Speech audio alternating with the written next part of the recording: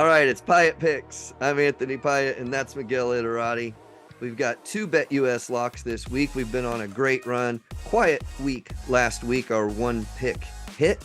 But this week, we've got so much boxing Thursday, Friday, and Saturday night. Friday and Saturday, huge cards. So we were able to take about 45 fights on BETUS and make a nice 8-leg pick for both Friday and Saturday. So here is your Friday BETUS lock. Ben Fail, Ezra Taylor, Henry Turner, Mark Chamberlain, Colin Walsh, McQuan Williams, David Adelaide, and Clay Waterman. 100 on that for a $71 return. Really looking forward to these fights.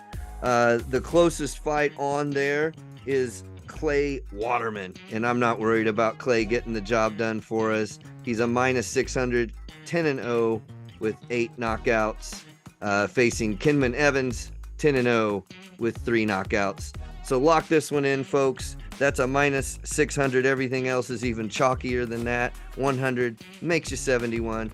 Don't forget BETUS. Sign up with my last name, Piatt, and you can check all of these. Miguel, we got some good ones this week. I mean, this is another one.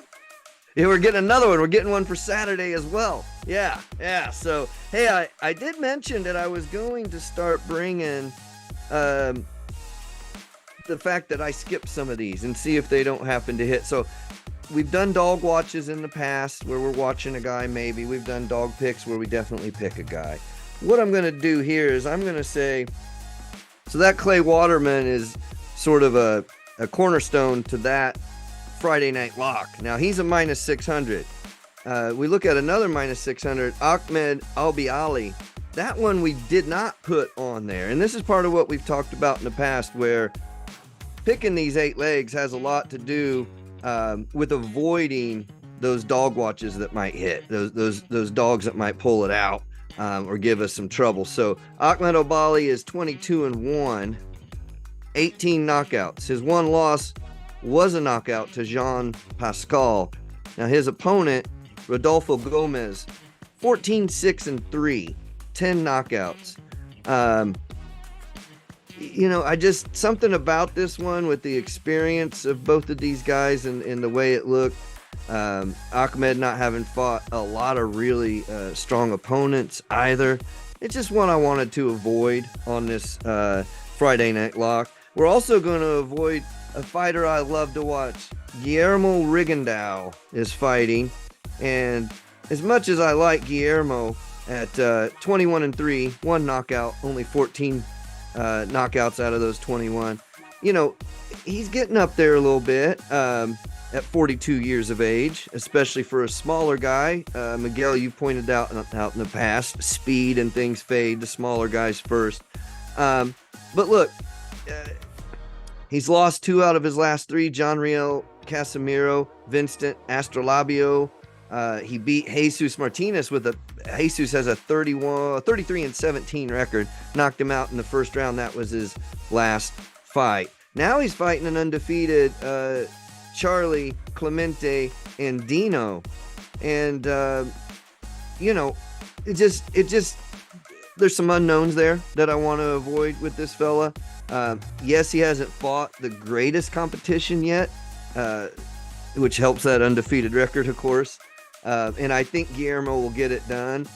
So again, this is not a dog watch where I'm telling you to put money on Andino, but I am saying there are some unknowns that might possibly, maybe this guy's a better fighter than we think.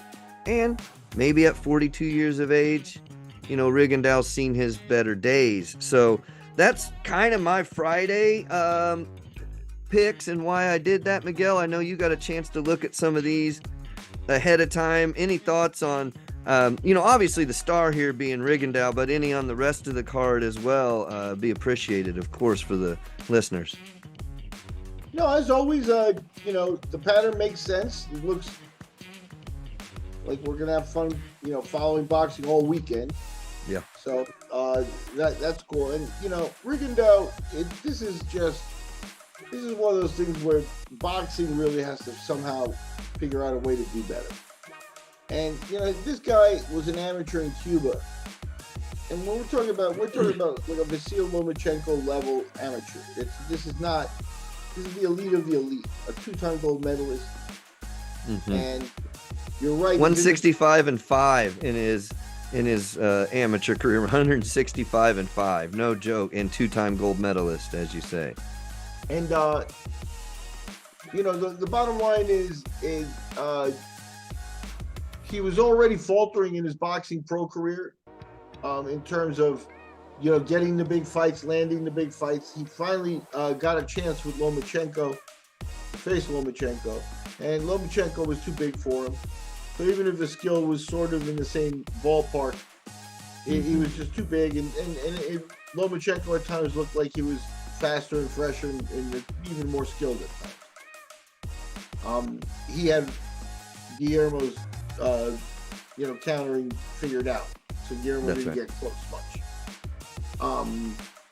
But Guillermo's an all-time great. So after that fight with Lomachenko, Guillermo Rigondeaux takes a couple of years off, or a year. Actually, I think it's 13 months that he takes off, and then comes back and proceeds to lose a couple of fights. And he's 42 years old.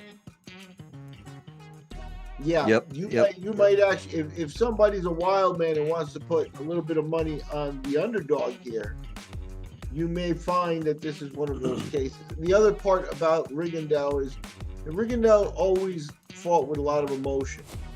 But I think that was because he was the best in his head. He's got to, continue to be the best, hold his position. He had some cockiness about where he belonged. That affected him in negotiations at times and stuff like that. He needed a good handler. So once he came back and got knocked out a couple of times, you do have to question motivation at 42. And here's another caveat. Not a lot of people talk about this. He might be older than 42 because he's a Cuban. Yeah. You never really can be 100% sure with what it is that they're doing. Right. With that type of paperwork. This question extends itself to many of their athletes. Ortiz right now has some question, right? I mean, the heavyweight, And it comes up with Yoel Romero in MMA, Hector Lombard. Like, once you get into the elite guys, and all those guys were in the elite Cuban athletic program. So it's not like all those guys, like they're naturals. They're naturally great athletes. And then they were selected to go into a program for combat sports. And they were sort of bred to do this. That's what happens in Cuba. So, and that's why Yoel Romero, Hector Lombard in MMA, Ortiz, and Rigondeaux included. Others, Gamboa. There were several that all came out at the same time. The 168-pounder, he fought Canelo, too.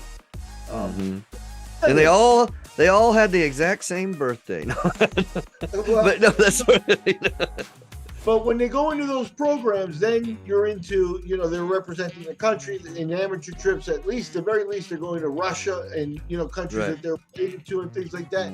So those guys are very well prepared. But then you get and let's point out that passport in the States. Yeah, and it doesn't matter. You would think, why does that matter? Why would Ortiz want to be saying he's younger than he is as this heavyweight? It's not really going to get him that many fights. Well, but at those younger levels, they can compete, at the juniors and etc., and be older than they are and have an advantage, and then make Cuba glorify the country. If he's taking 5 years off his age, or even 3 years, then Rigondeaux is really 35. Is really 45 years old. And right. Again, we talked about little guys and how the speed and precision, the edge comes off of it, and those are the guys at most danger of fighting past their prime. And Rigondeaux is a guy, I find it, he's obviously not making his biggest payday for this fight. He's obviously not, headlining Madison Square Garden and, or a gold medal match or whatever. How does a guy like that get up for just another fight for a payday? Right. And is that where a completely unknown, again, I'm not saying Andino is this awesome young machine. I'm saying he hasn't found a way to lose yet. He's won 12 fights. and there might be a little bit of an island, machismo type of rivalry thing, and you never know. The other problem to me is Rigondeaux, at 40, in his 40s, does this kid have knockout power? Because if you put him out, you put him out. Now, if you're going to try to duel and box with this guy, then, you're playing into Rigondeaux's game at this point. He's going to want to turn this into a strategic boxing match because he's forgotten more strategy than the other guy likely knows. Right. But right. The other guy might be 25, full of piss and vinegar, and just hit him once, and Rigondeaux's done. And then, and unfortunately, the way this looks, is, and then we'll see Rigo book another match in 3 or 4 months. And that's sad. Yeah, and this fella has only been fighting mainly 4 and a couple of few 6-round fights. This is his first 10-round fight. He's 12-0 with only 5 knockouts, but again, he's fighting 4-round fights. I mean, he got a knockout in his first one against a guy who's also his debut. Hasn't fought a lot of great competition, Miguel, really. I mean, a lot of guys with 0-3, 0-1, but they're clearly looking to get Rigondeaux at the right time. Rigondeaux, to me, after taking a year off after Rigondeaux, now he's in his 40s. He's already past his due date. This is a chance for the young guy, and it's in essence could be just another fight for Rigondeaux. As you said, there's nothing that big about it. So this is just one that someday you beat a 2-time. I beat Rigondeaux. He was a 2-time gold medalist, a world champion in boxing, and then you don't tell anybody he was 40-something years old and knocked out 2 of his last 3. I mean, it's the kind of thing where you already got him past your prime, but you're also, if you beat him, you've accomplished what you want. You have a feather in your cap, and whether you like it or not, Rigondeaux's counting on that to make sure he stays out of the 100-round smokers. And they've got Rigondeaux as a minus 2,500. With Clemente at a plus 900. I just think that's a bit much, but I mean, half that, minus 1,200 and a plus, maybe a plus 600 for Clemente is maybe what I think is a bit more appropriate, but he's unproven, so I can understand it. But minus 2,500, there's no value there in Rigondeaux. Really, not even for our 8-leg parlay. No. Stay away from it, and it is dangerous. If you had to put $10, put it on the underdog on this one. Yeah, for sure. Rigondeaux he cannot be getting up for this fight the same way he was getting up for, world title fights and the gold medal matches and that sort of stuff. The guy's used to a big fight atmosphere, and I think he's going to sense, that this is not. And, that it makes you question, why am I doing this? Why am I putting my all? Why put my all into something that I used to get paid $1 million for? And I don't think he had too many $1 million paydays, but that I used to get in Cuba treated lavishly for. And then later on as a pro, he made some paydays that were better than just your average guys because of his name recognition and stuff. Yeah. And I've tried to explain that in Cuba and even in Eastern Europe, amateurs are superstars there. And it's hard for American boxing fans to understand, when they look at a Rigondeaux or a Lomachenko, why stay amateur so long? Because the state loves you. They make you a superstar. I don't want to get his name wrong here on the podcast, but for the younger viewers, they know Muhammad Ali. And, the legend of Muhammad Ali is there in boxing lore, I don't want to get his name wrong. I think his last name was actually Stevenson. But there was a Cuban boxer that was a heavyweight that was commonly worldwide level acknowledged. He was the gold medalist for a couple of years, and he was commonly acknowledged as probably would have been Muhammad Ali's toughest fight. Oh, wow. And somebody tried to offer him millions of dollars to do it, and he said, what do I need your money for? I've got the love of my people. And he stayed amateur, and he stayed in Cuba fighting for the rest of his life. Like I said, I believe it's Teofilo, right? Teofilo. Yeah. Teofilo is the sort of like Teofimo of more modern. but Teofilo Stevenson, correct? Yeah, Again, not mixing up Cubans in 20 boxing. years. Have legendary guys like that. Yeah. Going back generations, and they're deep in how do you get that good? Because they've been fighting guys that are good. They're deep. They go 10 deep. You were the 4th ranked Cuban. You're incredible. You're Great. Right. boxer. And you're right. He fought for 20 years, from 66 to 86, 332 fights, winning 302 of them. And of course, 20 years as an amateur. But like you said, there's just no, and people can't understand it. There are different ways of doing things around the world, and some amateur athletes share a wonderful, camaraderie and status amongst their people, and that's going to be they're famous amongst people, buying merchandise and whatnot, and then sometimes the state is supporting you, but just being a superstar like that, being all over television and radio, and I mean, they really are truly super. Now we've got some gymnasts in America. Rigondeaux's coming in, moving him to the front of the line. That's the kind of service he got in Cuba his whole life. Absolutely. Now he's beyond that. Now he's a little guy walking into the 7-Eleven. It's like he's not recognized. He's not any of that. He's fighting for less money than he did, at the prime of his career. And at one point, he at least in his own mind, was convinced that he was pound for pound the best fighter in the world. Right. And as that let down, top 10 list. Yep. And so that's just again, guys, that's just one we're going to avoid because of all those factors. The way things play out, the arc of his career, the stage he's in now, the age that he is, whether that's 42 or 45, whatnot. A lot of things to stay away from on that one. So yeah, great, good look at it.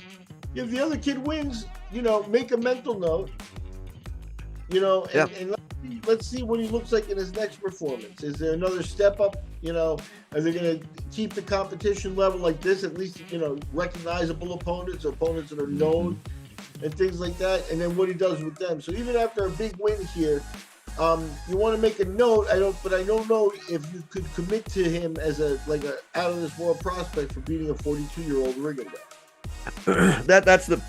That's the downside. It's sort of it's obviously good for him if he beats Rigondeaux. Absolutely. He's a name. Absolutely. But it doesn't vault him to elite status right away because, again, we're not sure where Rigondeaux is. I mean, he may be spent, and it's a footnote in history, if you will, in the end, for both of these fighters. We'll see how that goes. We do, I guess, moving on to Saturday again. 2 locks this week. 2 BETUS locks, the Friday and the Saturday. Here it is for the Saturday's picks. We have Rakashiki, Nina Hughes, which is going to be our keystone on this one. Chevon Clark, Sonny Edwards. We talked about Sonny. What up, Sonny? Robson Cancio, Henley LeBron, the only LeBron winning this week. Jermaine Ortiz and Ricardo Rafael Sandoval. Shout out real quick, that is the Jermaine Ortiz that fought Vasily Lomachenko recently. Nina Hughes, we want to shout out to BETUS. She's a minus 700 on this 8-leg lock. We put her on another book, Fanduel. She's only a minus 1100. So check your value on that. BETUS bringing you great value with lots of fights and better odds by quite a bit, minus 700 to a minus 1100. So get that in on BETUS and join with Piatt. And Miguel, that one really is an interesting one too. I want to point out quickly that, again, Nina Hughes is a minus 700 on this versus Katie Healy, and we've thrown together a little another parlay on Fanduel, and I actually made that one first and did not check that Nina Hughes at minus 1100 on Fanduel versus minus 700 on BETUS. But there is a nice little 9-leg parlay that essentially combines them all. Again, on Fanduel, just not as many fights. So we went with Mark Chamberlain, Nina Hughes, Chevon Clark, Ellie Scottney, Sonny Edwards, Robson Cancio, Xander Zayas, Jermaine Ortiz and Henley LeBron. Very similar to our other two and very similar to the Saturday one. But that was what we could get in totality on FanDuel was one 8-leg pick. BetUS gave us 2. So we're going to have 3 this week, the 2 big ones on BetUS. And we may come back with a little something yet on Josh Taylor, Teofimo Lopez. I'm still waiting, as we talked about in the Wage Rage, I'm still waiting to see some behind-the-scenes stuff. I'd like to see the weigh-ins. I'm not a lot further along, Miguel, on that pick than we were early in the week. And then I know we've got a little UFC with Amanda Nunes versus Aldana that's looking real good as well. So I'm going to pause for a second and let you get in on any of these fights that you're thinking about in our 8-leg lock. And what I really want to know is, where do you think about Munguia's career path? That's one question I want to have answered from you as well. Interesting to say the least. I would say maybe protected. And is it, where does he go? I mean, what is he trying to get in the Hall of Fame, or does he just want to be 50-0? Help me out here, Miguel. What am I seeing with this? You look at, he's 26 and he's 41-0. And, that's kind of like a lot of fights already, right? And then, you look at he's Mexican, the Mexican path. You look at his opponents and stuff, and you wonder, is he ducking people? Has the big fight not materialized? What did it? But that is, I think, the guiding factor of a guy like this in his career at all times. And that is, he wants the Canelo fight. One way or another, I don't know if it's Canelo or whatever, but he's got his focus. He's got an idea of there's a big payday there, and it does look like, until it materializes, he's okay with fighting some guys that are not at the top notch. He should be, well in the world title picture, and being talked about a lot more than he is here, just based on record and, age and topside and things like that. So maybe the Saddam Ali fight, like you said, Saddam Ali had his moments. There were a couple other guys. Turiano Johnson, is kind of an underrated guy in my book. I always enjoyed watching him fight. Turiano wanted the Golovkin fight, never materialized for him,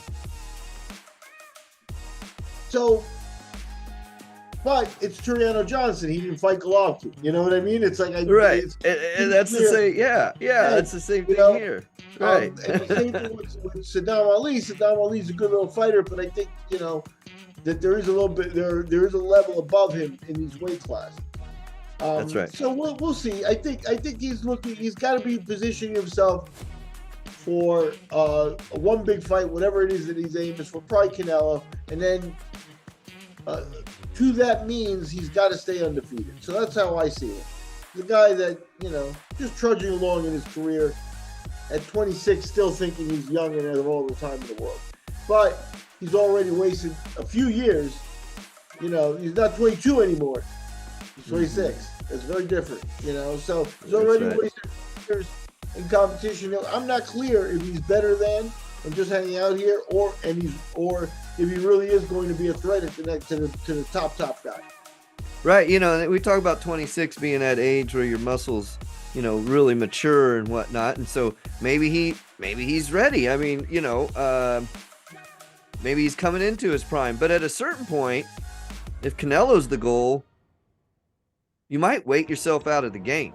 I mean, I think Canelo, I've said this for a while, Canelo has half a dozen fights left maybe? I mean, he can't go that many more years, right? 2 fights a year, 3 years, something like that. I mean, depends.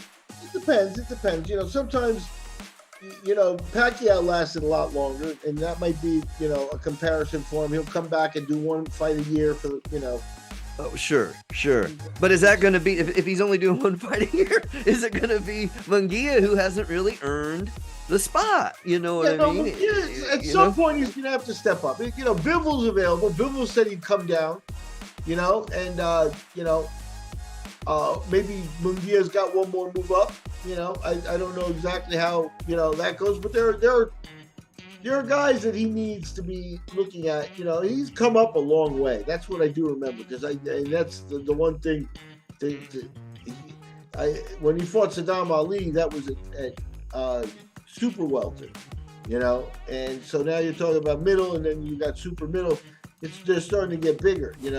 Liam Smith was super welter before that. He did fight, in the welterweight division. So I don't know how much bigger he wants to get. Maybe that's what it is too. Is maybe size-wise he's not the right fit. He came out in the welter, at least. I mean, he started at welter, but yeah. I'm with you too. There's a lot of questions with this guy. I don't get what he's, what his managers are trying to, other than this modern era of protecting that O so much that has been detrimental to boxing, been detrimental to making great fights. But the other aspect of it is at 41-0, he's broken a threshold. He's no longer like 16-0 and like a prospect and stuff like that. 41-0, he's earned a measure of something to protect. Like Chocolatito got to like 44, 45-0. The Mayweather at 50-0 is actually in sight. And I'm not saying that, if he goes 52-0, anybody's going to say Munguia is the best over Mayweather or anything like that.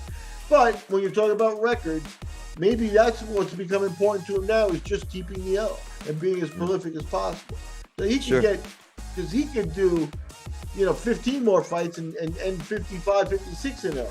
And that would be a record if you can grab a championship. If you're an opportunist, you can grab a championship.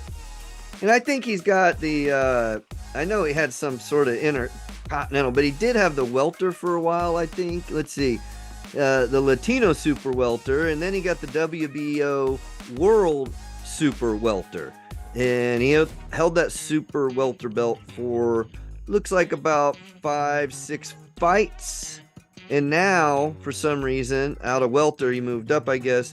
So now he's fighting twice for the Intercontinental Middle WBO. So it's almost like pro wrestling. It's the Continental, it's the nobody cares belt. So he's not fighting for the true world titles and not finishing his career with one at this point, unless he steps up. So if you didn't grab a world title towards the end of the career and hold it and retire with it, they'll say Mayweather is 50-0. Oh yeah, there's another guy at 80-0, but he wasn't anywhere near on the left. I mean, that's absolutely right. But all that speculation as to Munguia's, motivations. But if catching Mayweather is, he's gonna have to step it up at some point. That's right.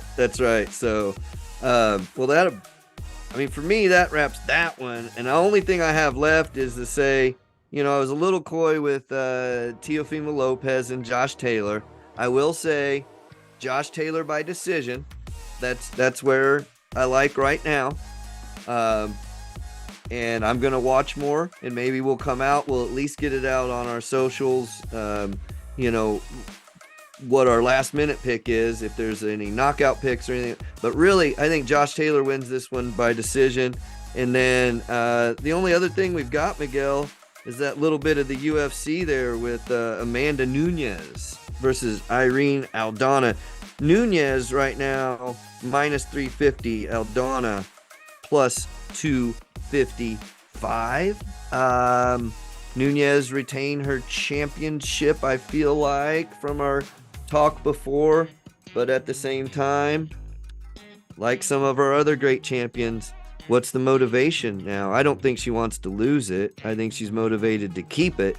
But have you seen anything? I mean, I've seen some people pick Aldana this week. So pretty good, and Aldana's pretty good. Aldana is I think got the right attitude, and she has a few physical attributes, like length and reach and things like that, give her a chance. I think at this point, at this elite level of the women, and this happens with the men, I'm going to use some words here that I mean to offend nobody, but the word freak, you got to be a freak athlete. if you're not at some level a freak athlete, as well trained and motivated and focused and every other attribute that you have to be fit, whatever. But if you're given God-given elite athleticism, I'm not saying Irene Aldana is, the second coming of Bo Jackson, but that length, that reach, that the width of her back, she might have power, so there might be something that for Aldana there. Well, and how do you train against? It's always that question. How do you train against what you're saying? Somebody with a freakish anatomy or strength or length. Amanda's a freak of her own. Everybody knows she's, the GOAT kind of thing. And what is going to happen, this fight is extremely important for her and her legacy because she lost the belt, was given her rematch as she certainly deserved, and got the belt back.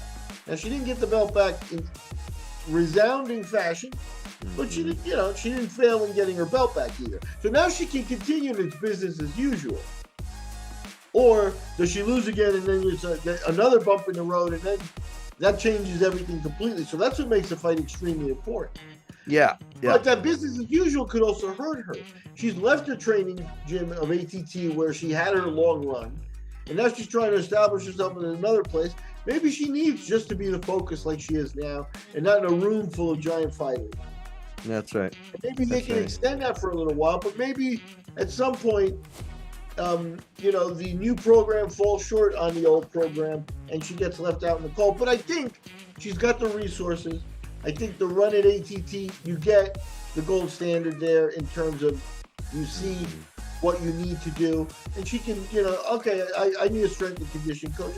I heard through the grapevine that her girlfriend had not accompanied her in the change of gyms, that her girlfriend was still training at ATT. So you had mentioned that. That's interesting. That might be important, but it's a lot of change, and you don't know how those manifest themselves. Right. She's too good to not take in this fight. So I would normally not bet this fight. But if I had to pick a winner, I do think that Nunes will retain the belt. Very good. It's even harder. Yeah. It's even harder. And then add to that the fact that I like both guys. Both guys qualify as hardworking, paid their dues, beyond paid their dues, and, they're still good soldiers for the company. These are the types of guys that you want there. Dariush, the loser of this fight may not get a title shot or another title shot, and that's a shame because they put in the work for it. They're having to do this fight to prove themselves for a title shot still, and they've already done enough work to do that. Right. Eliminator, Oliveira deserved a rematch for his belt because he did well. Right now, if everybody talks about the top of the division being Michael Chandler, Dustin Poirier, and Justin Gaethje. And Oliveira beat them all.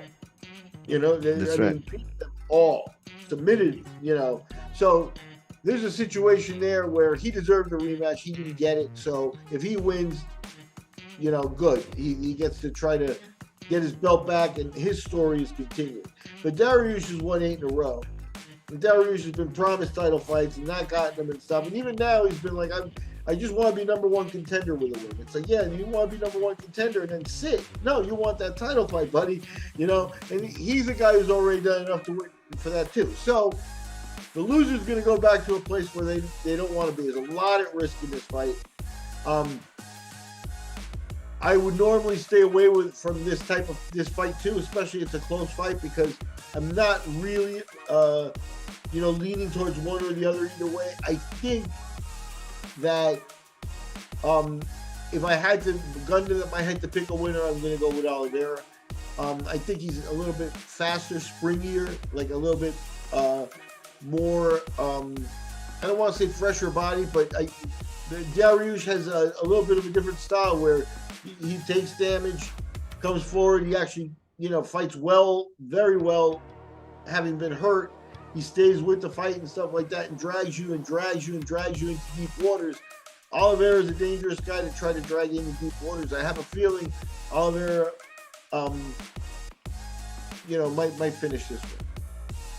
And you've got Oliveira at a plus 120 currently. I'm looking at Fanduel currently. Dariush a minus 154. So you've got, it's a dog watch, a dog pick even, right there from Miguel, folks. A plus 120 pick on Oliveira. What does Oliveira come in, like, say, 4th round finish? Let's have a look. See, we've got method of victory starting there. Submission. We've got submission is plus 500. I'm sorry, that's for Darius. Oliveira by knockout is plus 550. By points is plus 600.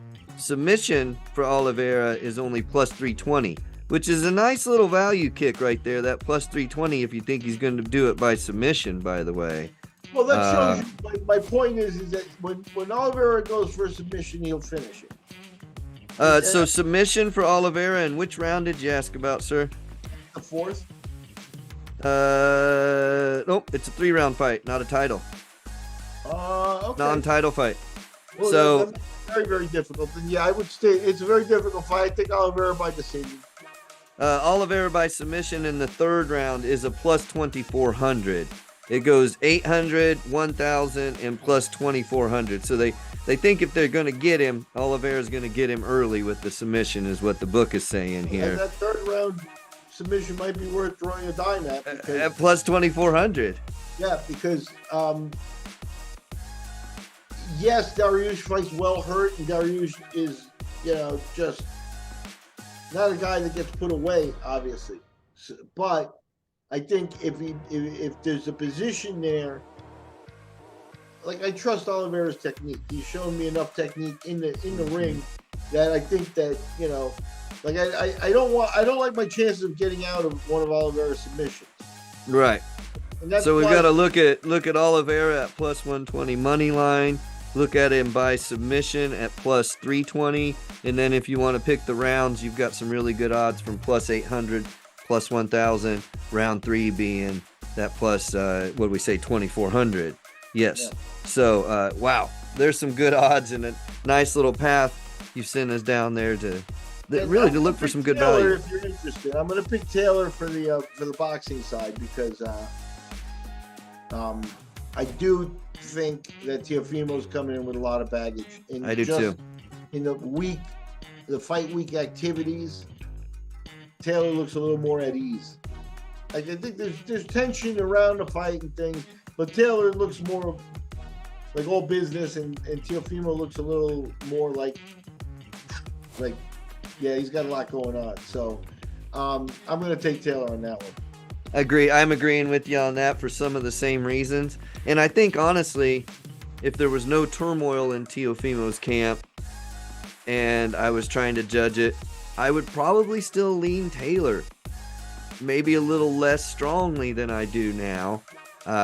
But you're only talking about that turmoil just weighting it for me. Weighing down Teofimo, and making Taylor a little bit stronger, easier pick as the week goes on. Again, we're still going to try and catch some behind the scenes stuff, see if we can hear anything from folks, see if we can at least, watch the weigh-ins. But I'm wanting to see if we can get any more. I think I'm about there, though, truthfully. I really feel like Taylor by decision. But I'm just so curious about it. It's just so interesting. And there may be something that changes where we put a little bit extra money late. I mean, what it'll probably help with, folks, is a lot of the stuff that we put on with our prop bets. When it gets close and we've been through it all. We've thought about it for 2 weeks. And I see the last that we can see, whether that's weigh-ins, press conferences, etc. And then they'll usually come up with a bunch of prop bets the day of the fight. Again, we put those on Sharps, Piatt 186 to join me there completely free. You'll see everything we're doing. You'll see all the picks. And that's where we're going to put our last minute prop picks and things like that. And that's really what I'm interested about this fight. I mean, I'm Taylor by decision if as my straight up pick. But come Friday night, Saturday during the day, we're probably going to come up with some interesting, it just makes watching it a little more fun. And if you can kind of play detective and see what has affected Teofimo in the past, and is he having to deal with some of that same stuff, right? And so, yeah, mainly we get to watch boxing Thursday through Saturday, pretty much nonstop. So it's a great week. That's what it comes down to. You know what I mean? Let's go. For sure. Two 8-leg parlays and a 9-leg parlay. So we've got off the deep end. Hopefully we go, what is it, 25-0, right? So right, yeah, right. Yeah, let's make it work. We'll be here, whether we do or not. We'll be here back with a wrap up early next week. But that looks like it. That's it. We've committed this week. We got. Yep. Let's go with what's been making us money, you know. Let's stick with it. So, hey, of course, don't forget, subscribe, like, share with your friends. You know, we appreciate all that good stuff, and comment what you're thinking, and we'll comment back to you, and we'll have a good time with it. We appreciate y'all. Yep. Thank you very much, everybody. And that's Piatt Picks on YouTube.